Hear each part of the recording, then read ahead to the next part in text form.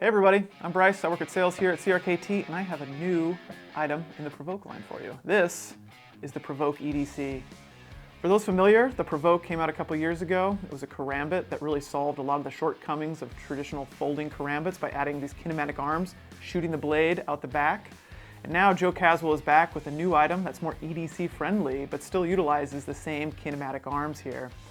So we start up here up at the front. We're going to be looking at a different style blade than the Hawkbill that you find on the Provoke. This is going to be a spear point blade, all D2 steel on the front with a flat grind, which will make it very slicey. As mentioned before, we're going to have our same kinematic arms which shoot the blade out the back, really creating a nice, cool profile. That's one of the big party pieces here too. It's a much slimmer version of the EDC, which is going to make it a lot more EDC friendly, a little bit slimmer in the pocket. Overall too, the width is quite a bit reduced.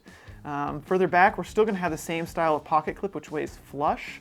Doesn't give you any hot spots when utilizing. All it takes is a slight press here on the back, and front raises up there to simply go over your pants material. Really simple.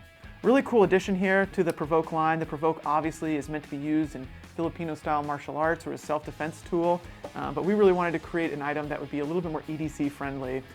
The lock on this is a little bit easier to get at than the traditional Provoke, and just the overall design is going to really lend itself to everyday carry. I'm really excited to see something new with the kinematic arms, and one of my favorite parts about this knife is the noise it makes. That's kind of one of the things about knives we don't always mention, but it makes a great click so you know that it's open, solid, and really simple to use.